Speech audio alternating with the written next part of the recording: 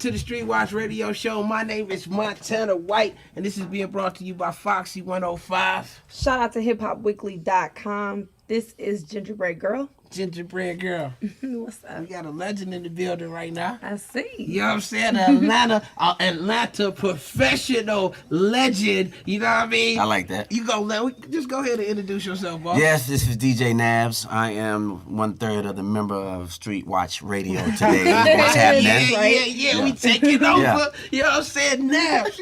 What's up, boss? Good to see you always. Hey man, you know yes, what I sir. mean? You know Gingerbread Girl, right? Yep. Huh? Gingerbread Girl. Show him this. This is Street Watch Radio merchandise right here. Okay. So you know what I mean? We Right. finna let you see firsthand the Street Watch Radio merchandise. You know I what see. I'm saying? You know, I have to wear Street Watch Radio. This is Right. my uniform, so. Yeah, Okay. like Love McDonald's. You know what I'm saying? Yes. You know what? my You gotta love uniform. it. You know what I mean? You gotta show the back of it too, though, man. Oh, what? Of course you want me to stand Yeah, you up gotta on it. share. You gotta, cause the fans want to see it too. You know what I'm saying? The fans, they demand I mean, it. it's You know what I mean? hoes. It's nothing Wow. special. You Nah, know. it's beautiful. You know what I mean? So hold on, show the fans the back of that too. Oh, They wanna goodness. see it. Hoes. Yeah, woo. That's it. And it's That's getting hoes. hot. Look, yeah, look, bang, bang. Your radio show co-host is not farther than mine. You know what I'm saying? No doubt. Yo, Naps, what's poppin', I'm boss? good, man. I'm good. Man, tell the people who you are, like, and how much you've done and where it started at. I don't know we got that much time, but, I'll make it short. I'm just really a blessed individual. I've been DJing, since high school. Got my professional break with Crisscross, who made the record Jump, the two kids with the jeans on backwards. My first tour was with Michael Jackson on the Dangerous Tour. And then from there, man, just, growing with Atlanta's music scene. Yeah. As you know, and the 90s and getting, the way hip hop and the Dirty South movement has happened here in Atlanta and just being a part of it and just, being here, man. I mean, so, it's a lot. Yeah. It's a lot, just happy to still be here, after 20 plus years in the game. Yeah, and as a professional too, because Yeah. you've been holding down the radio. Yeah. You've been on tour with Michael Jackson. I don't know how you DJ for Michael Jackson. I don't know. How did that happen? You know what I mean? Well, the story is, it was Crisscross opening up for Michael Jackson on the Dangerous Tour, right? Mm-hmm. And then, I have footage of it because I'm working on a documentary, et cetera. Okay. And when Michael Jackson died, the station I was working with at the time, I said, man, we got to do a tribute to Michael Jackson.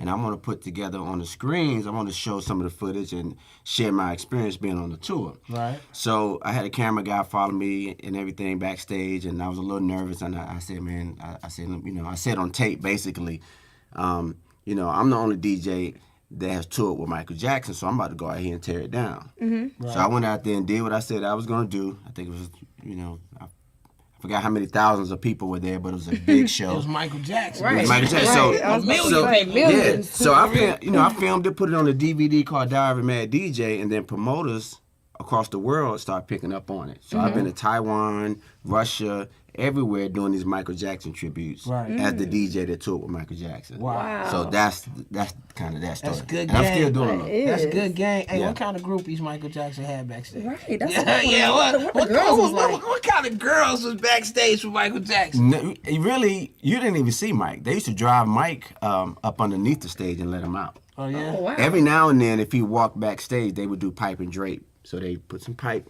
here, and do sheets with drape, Right. so that he could walk backstage. Nobody would see him. So That's what you call we work. hung with Michael Jackson's band. You know what I mean? Yeah, you hanging out with the street team. Right. Yeah. Street team. Right. Exactly. You ain't Like actually hanging walking out on- with Mike. Right. Nah, I'm not hanging out with Mike. We met him at the end of the tour. Oh, okay. Yeah. That was it. Yeah, right. You Yeah. know what I'm saying? All right, so bang, you did it with Michael Jackson, you did it with Crisscross, you know what I'm saying? Yeah. You did it with Jermaine Dupri. You've been on TV. You've Yeah. been around the world.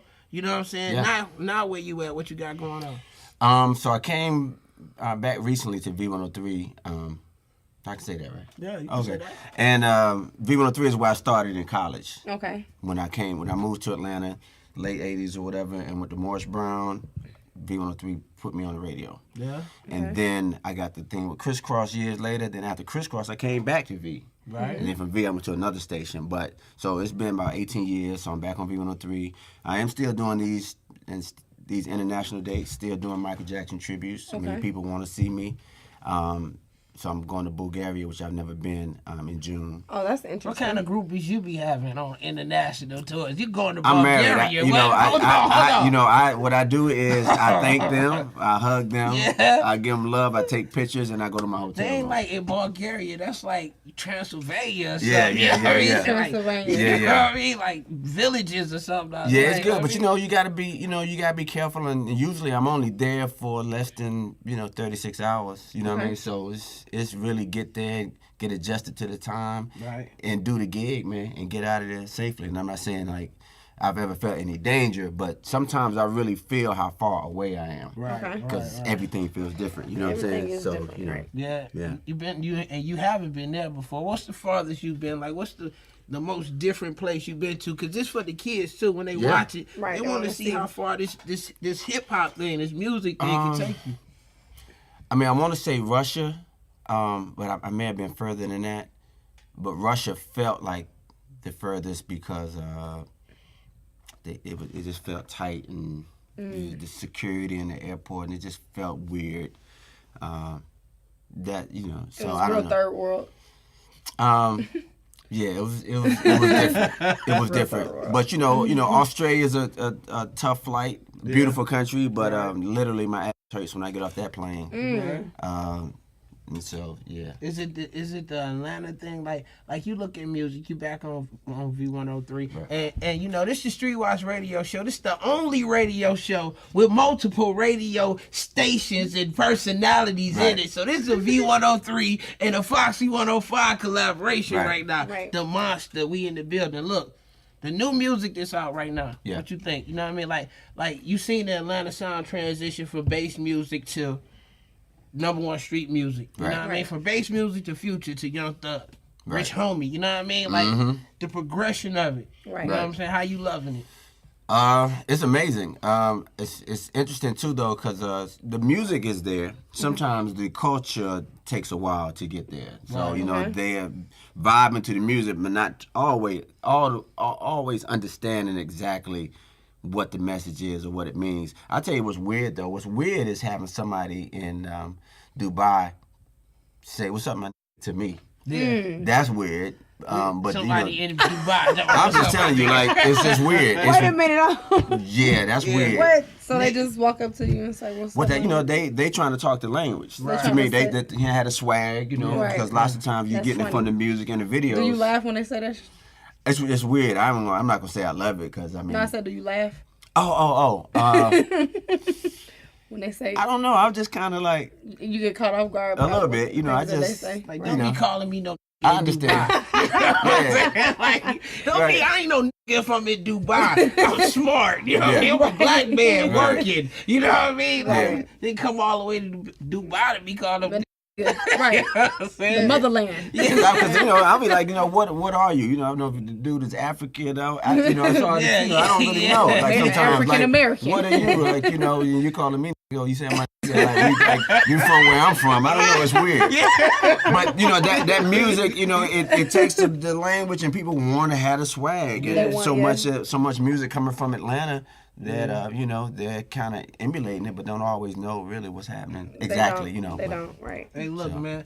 Everybody got their stories, but you got a history in this game. You know what I mean? You shouldn't tell them the name of the documentary. Oh, the name of my documentary is American DJ Story. It's on DJNabs.com. I have a trailer. Basically, everything that I've kind of been through, even during the early '90s, I filmed it.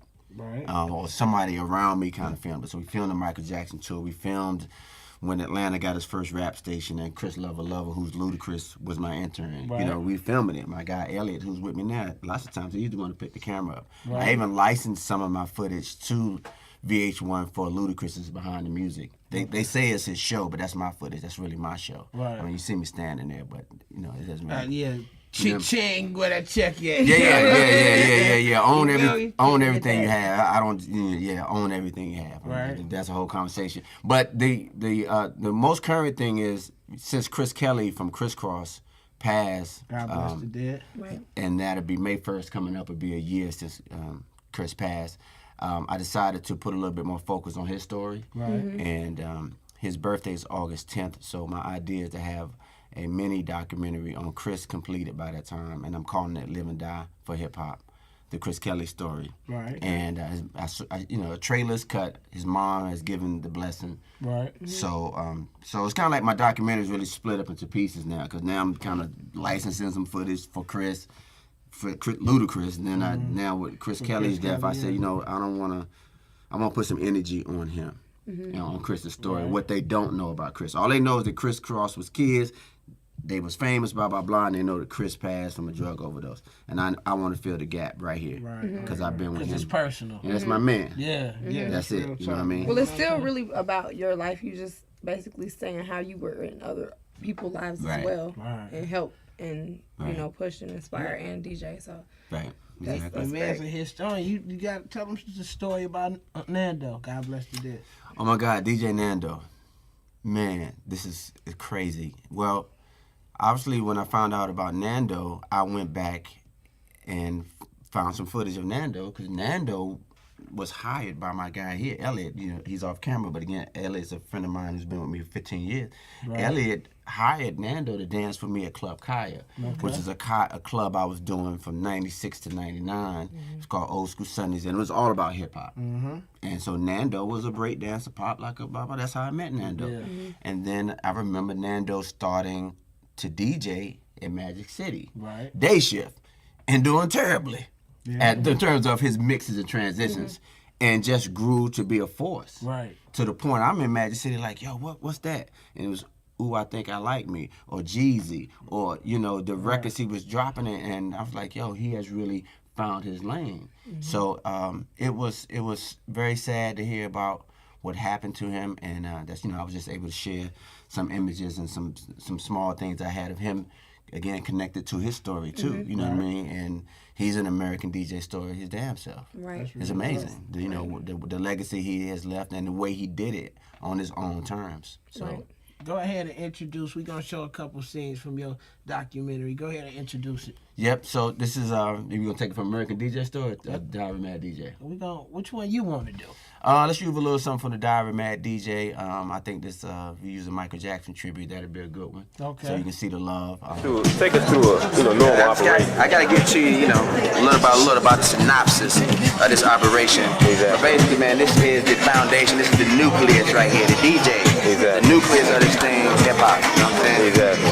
And sometimes, we've been forgotten about. We've been, led to believe that the DJ is somebody that is just in the background, but that's not true.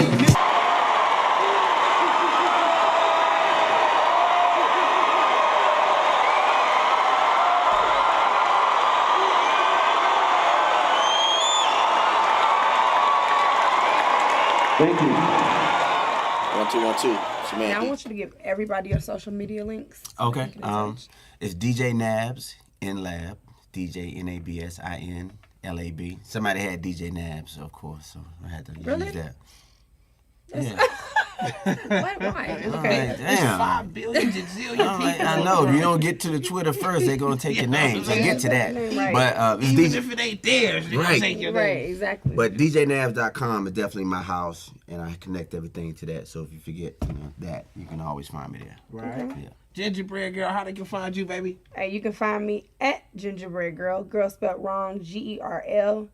And that's Instagram and Twitter. So hit me up. My name is Montana White, and I dare you to take it. You know what I'm saying? That's what I do. I dare you to take it. It's our Montana everywhere. You know what I mean? Shout out to the legend DJ Nabs in the building. You know what I mean? You got some charity boxing thing or something coming, don't you? Don't you got a charity boxing type thing coming? Oh, yeah. When you talk about my boxing, I think my next match would be June 1st, Sunday Night Fights. This would be my 3rd amateur match. There go your ring girl right there. Hell yeah. I used to want to be in the actual fight club, so I didn't want to be a ring girl. I want to fight. She wanted to be. She was telling me that earlier. Oh, guess what? My mama wouldn't let me. I'm finna fight Ginger tonight. That's what we gonna do. We gonna see who wins.